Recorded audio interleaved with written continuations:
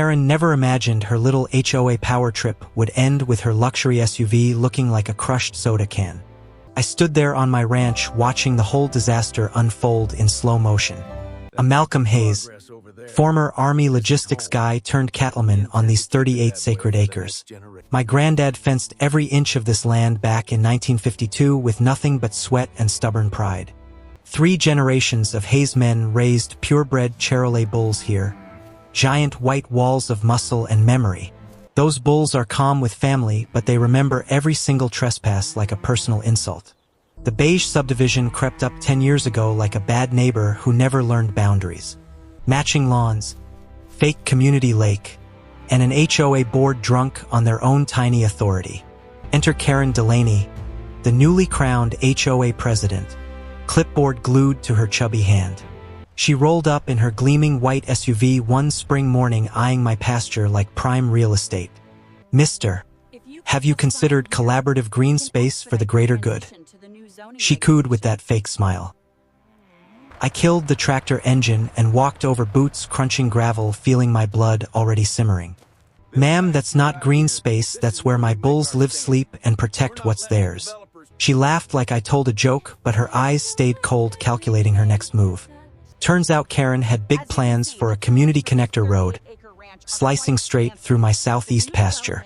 Traffic flow, emergency access, skyrocketing property values, she rattled off like a bad sales pitch. I cut her off plain and simple: no easement, no compensation, no consent means no road, period. She smiled, that neighborly mask slipping just a hair. "We'll circle back, I'm sure we can compromise." That's when I knew compromise in Karen speak meant my land her way, end of story. A week later, my son Grant showed me HOA Facebook screenshots pushing vehicular access improvements. Then Ben, my youngest, spotted orange survey flags marching across my grass like enemy territory markers. I pulled every single one, stacked them neat on the clubhouse porch with a polite private property note. But Karen never heard no as an answer, she heard challenge accepted. Next day, pink flags appeared, her SUV idling at my gate, engine humming like a threat. She climbed out, vest over blouse, clipboard clutched like a shield, just verifying alignment, she claimed. I stayed 10 feet back, hands in pockets, telling her this is Hazeline land, always has been. My old dog Boomer growled low from the porch, backing me up without a word. I unlatched the gate just enough, "Take your flags, your SUV, and your fake planning off my property." Karen glanced at the bulls watching from the ridge, her smile finally cracking for the first time. She left in a dust cloud, but those flags stayed put like her ego. That night, I pulled them again, piled them higher, final warning written in bold. 2 days later, Ben called, "They're back with machines, Dad, get home now." I burned rubber, seeing skid steers and concrete forms already tearing my barbed wire apart. One guy with bolt cutters, another digging post holes like they owned the place. Ben filmed everything, the herd bunched up, nervous but not yet raging. I walked up, "Deliberate, turn those machines off now, you're trespassing." They froze. "We were told this was permitted." HOA said. "You agreed," they stammered.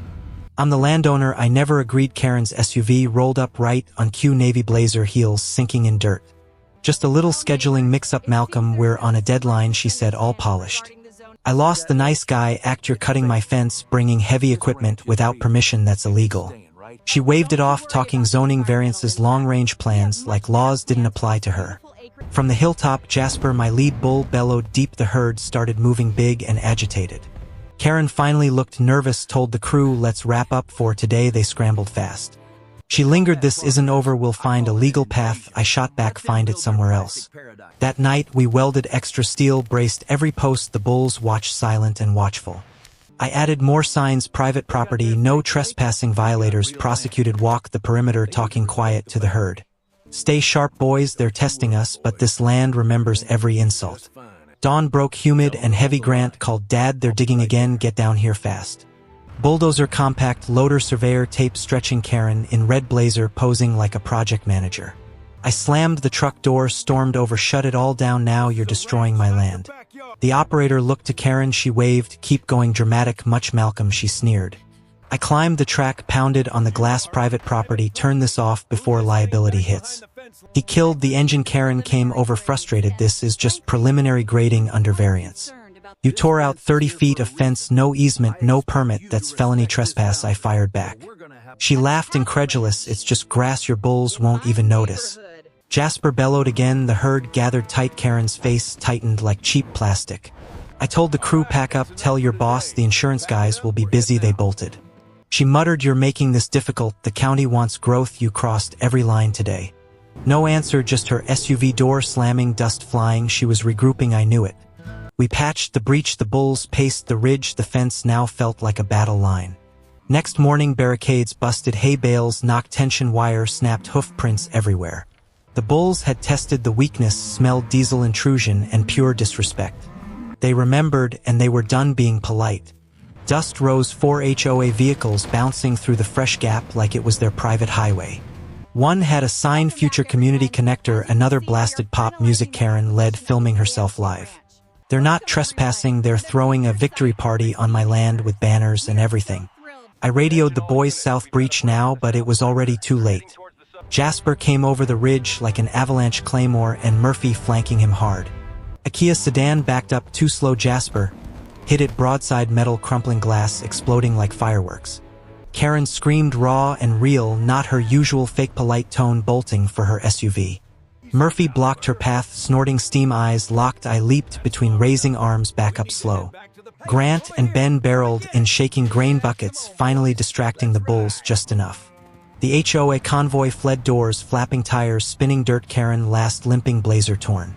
When dust settled, 2 vehicles wrecked, pasture chewed up, bulls comm message delivered loud.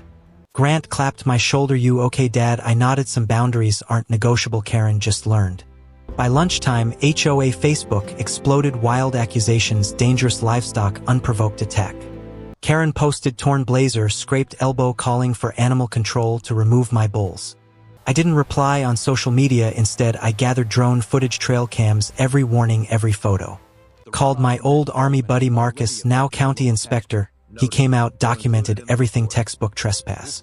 We filed reports, sheriff board the works. Karen's lawyer sent cease and desist, claiming I weaponized animals. Marcus laughed, she's swinging wild nuisance clause, doesn't apply, your rural grandfathered, she's got nothing. I upgraded the entire perimeter, heavier posts, double gates, new signs, filed emergency restraining order. Judge signed it. Karen and HOA barred from my land, violation means jail time. Her lawyer offered generous settlement for easement. I almost laughed, no common ground left. County inspectors came, documenting every rut, every repair, your upgrades exceed code, this is career ender for her. Karen went quiet, meetings canceled, but quiet from her always meant plotting. New banners popped up, Community Connector Preview Day, Food Fun Family Tour via scenic Hazel Lane. My lane, my pasture, they planned a full party, ignoring the court order completely. Saturday, I watched from the ridge, minivans, SUVs lining up, kids running, Karen mic in hand, pointing at my land. At 5 sharp, the convoy rolled 4 vehicles deep, Karen waving them forward, streaming live. They drove straight into my field, despite signs, restraining order, everything. That's when the bulls moved. Murphy charged 2,000 pounds into Karen's SUV, metal folding like paper. Glass shattered, Karen stumbled, bleeding from her arm, screaming. The other cars panicked, crashing into each other. Grant and Ben arrived with grain buckets, luring the bulls away, sheriff cruiser's sirens wailing. Sheriff Travis, my fishing buddy, stepped out, shook his head. She really did this, camera caught every frame. Karen taken away, SUV hauled, news vans swarmed, HOA president SUV destroyed by bull after trespass. Comments flooded, play stupid games, win stupid prizes, but I wasn't celebrating, just exhausted. The bulls defended their home, no malice, just nature enforcing what law couldn't. Next day, courtroom packed, Karen in neck brace, big sunglasses, suing me for damages. My attorney Helen laid out drone footage, trail cams, court orders. The judge had zero patience. Did you get the restraining order? Did you understand it? Karen mumbled yes. Case dismissed, ruled in my favor, full restitution for every post, every inch of damage. Karen didn't look at me as she left, head down for once. Things settled, Karen resigned, HOA house went on market, moving trucks rolled out one Saturday. Jasper stood by the gate tail, flicking, watching until she vanished down the road. We didn't press charges, some debts paid in pride, we celebrated with a quiet cookout. A few neutral HOA neighbors even joined under the autumn sky, sharing stories. The boys laid out bloodline maps, planning next year's herd rotations, future looking bright. I remembered Granddad's words, this dirt doesn't belong to us, we belong to it. Leave it better than we found it, that's the only real covenant. County closed, the case, judge's note hangs in my barn, reminding everyone law lives in fences.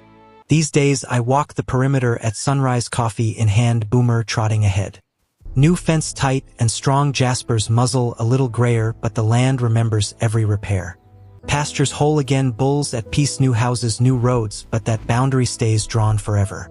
Some lines once defended aren't moved, they stand as quiet warnings to anyone tempted. Where do you draw yours when entitlement tries to erase what was never theirs? That's the real question out here in America, where small power meets old land and loses every time.